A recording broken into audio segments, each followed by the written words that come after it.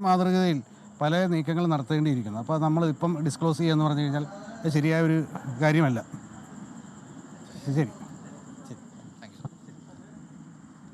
ആലപ്പുഴയിലെ മോഷണങ്ങളുമായി ബന്ധപ്പെട്ട് കുറുവാ സംഘത്തിലെ ഒരാൾ പിടിയിലായി.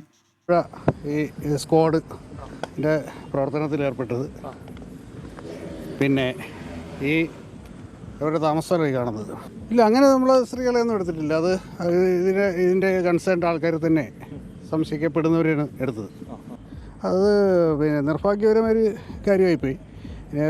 പ്രതിയായാലും അന്വേഷിക്കട്ടെ, കാരണം നമ്മൾ ഇത്രത്തോളം ഒരു ഫൈൻഡിങ്സിൽ എത്തിയല്ലോ. അപ്പോൾ ബാക്കിയുള്ള കാര്യങ്ങൾ ഇതുകൂടി നോക്കിയിട്ട് ഇപ്പോൾ അതിൻ്റെ ഒരു ഫൈനൽ ഇതിലേക്ക് വന്നില്ലല്ലോ. പ്രതിയെ ഇതിൽ വന്ന് ചില ആളുകൾ രക്ഷിച്ചുകൊണ്ട് പോയതാണത്, രക്ഷപ്പെടുത്തിയതാണ്. നമ്മുടെ പോലീസിൻ്റെ അനാസ്ഥ ഉദാസീനത ഇതിൽ ഉണ്ടായിട്ടില്ല. ആലപ്പുഴയിലെ മോഷണങ്ങളിൽ കുറുവാ സംഘത്തിലെ ഒരാൾ പിടിയിലായിരിക്കുന്നു. തമിഴ്നാട് സ്വദേശി മണികണ്ഠനാണ് പിടിയിലായത്. കസ്റ്റഡിയിലെടുത്ത സന്തോഷ് സെൽവമാണ് രക്ഷപ്പെട്ടത്. മനീഷ് മഹിവാൽ ഇപ്പോൾ ചേരുന്നുണ്ട്. മനീഷിയും രക്ഷപ്പെട്ടത് കൊച്ചിയിൽ വെച്ചാണല്ലോ അല്ലേ? അത് അക്കാര്യത്തിലാണല്ലോ ഇപ്പോൾ തിരച്ചിൽ നടക്കുന്നത്. എന്തൊക്കെ വിവരങ്ങൾ പോലീസ് ഇപ്പോൾ നൽകുന്നുണ്ട് മനീഷ്? ഏറ്റവും പ്രധാനപ്പെട്ട കാര്യം, പോലീസ് 2 പേരെ കസ്റ്റഡിയിലെടുത്തു. ഒന്ന് സന്തോഷ് സെൽവം, മറ്റൊരാൾ മണികണ്ഠൻ. ഈ 2 പേരെ കസ്റ്റഡിയിലെടുത്തിൽ നിന്നും സന്തോഷ് സെൽവമാണ് പോലീസിന്റെ കസ്റ്റഡിയിൽ നിന്നും കുണ്ടന്നൂരിൽ ലേമറഡീൻ ഹോട്ടലിന്റെ വാതിക്കൽ അവിടെ പാലത്തിന് താഴെ വെച്ച് പോലീസ് ജീപ്പിൽ നിന്നും ചാടി രക്ഷപ്പെടുകയായിരുന്നു. ഇയാളെ അവിടെ വെച്ച് ഇയാളുടെ കുടുംബാംഗങ്ങൾ, ഇവിടെ ഇയാളുടെ സംഘത്തിലുള്ള ആളുകൾ, സ്ത്രീകളടക്കമുള്ള ആളുകൾ ഈ പോലീസ് ജീപ്പിനടുത്തേക്ക് ചെന്ന് പോലീസുകാരെ അടക്കം കയ്യേറ്റം ചെയ്യാൻ ശ്രമിച്ചു. പക്ഷേ സ്ത്രീകളായതുകൊണ്ട് പോലീസുകാർക്ക് ഒരു പരിധി ഉണ്ടായിരുന്നു. ഇയാൾ അവിടെ നിന്നും വിലങ്ങുമായി ചാടി രക്ഷപ്പെടുകയായിരുന്നു. നിലവിൽ അവരുടെ ദൃശ്യങ്ങളും അവിടെ DYSP Alappuzha DYSP MR Manish, ഒരു നിമിഷം മനീഷ്, ഇപ്പോൾ പോലീസ് വീണ്ടും ഈ സംഭവത്തിൽ വിശദീകരണം നൽകുന്നുണ്ട്. തുടർന്ന് അയാളെ വലിച്ചു അത് പിന്നെ കൊണ്ടുപോകുന്ന അവസരത്തിൽ സ്ത്രീകൾ ഉൾപ്പെടെയുള്ള സംഘം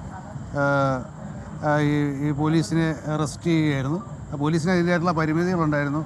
വനിതാ പോലീസ് ഉദ്യോഗസ്ഥരില്ലാത്തതിൻ്റെ ഒരു കുറവുണ്ടായിരുന്നു. അതുകൊണ്ട് തന്നെ അത് യഥാവിധം ആ പ്രതിയെ കൈകാര്യം ചെയ്യാൻ സാധിച്ചില്ല, പിടികൂടി കൊണ്ടുപോകാൻ സാധിച്ചില്ല. അത് രക്ഷപ്പെടുത്തുകയാണ് ഉണ്ടായത്. അത് ഈ താമസിക്കുന്നവരെല്ലാം അതിൻ്റെ ഒരു വിഭാഗത്തിലാണെന്നുള്ളതിൻ്റെ ഒരു കാര്യത്തിലേക്ക് നമ്മൾ വന്നു കഴിഞ്ഞു. ഞങ്ങളത് അതിൻ്റെ ഫൈൻഡിങ്സിൽ എത്തിക്കഴിഞ്ഞു. അവരുടെ ഹിസ്റ്ററി നമ്മൾ എടുത്തു കഴിഞ്ഞു. അതിൻ്റെ ഒരു പൂർണ്ണമായിട്ട് അത് ബോധ്യപ്പെട്ടതിന് ശേഷമാണ് ഇവിടെ വന്നിട്ടുള്ളത്.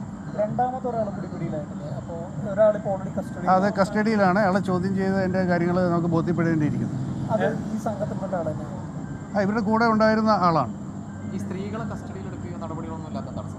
ഇല്ല, അത് സ്ത്രീകളെ കസ്റ്റഡിയിൽ എടുത്തിട്ടില്ല.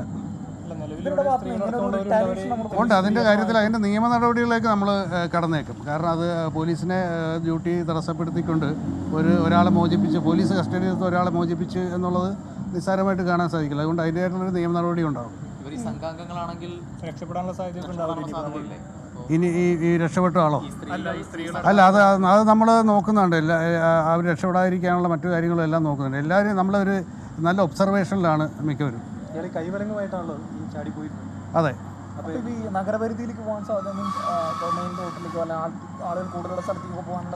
നമ്മളത് നോക്കുന്നുണ്ട്. കാരണം ഇപ്പോൾ ഇയാൾ രക്ഷപ്പെട്ടിട്ട് ഇപ്പോൾ 2.5-3 മണിക്കൂർ ആകുന്നേ ഉള്ളൂ.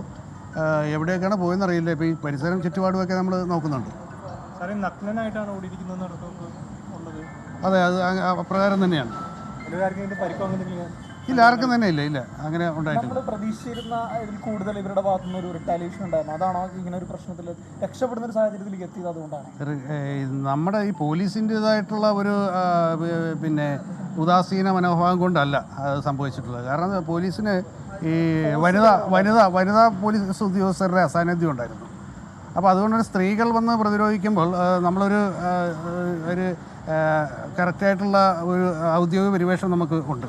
അപ്പോൾ അത് നമുക്കത് പ്രതിരോധിക്കാൻ സാധിക്കത്തില്ല. അവർ വലിച്ചു മാറ്റാനോ മറ്റു കാര്യങ്ങളോ നിയമപരമായിട്ടുള്ള രീതിയിൽ തടസ്സങ്ങളുണ്ട്. അത് അങ്ങനെ സംഭവിച്ചിട്ടുള്ള കാര്യമാണ്. രാത്രി തെരച്ചിൽ തുടരും. രാത്രി തെരച്ചിൽ തുടരും.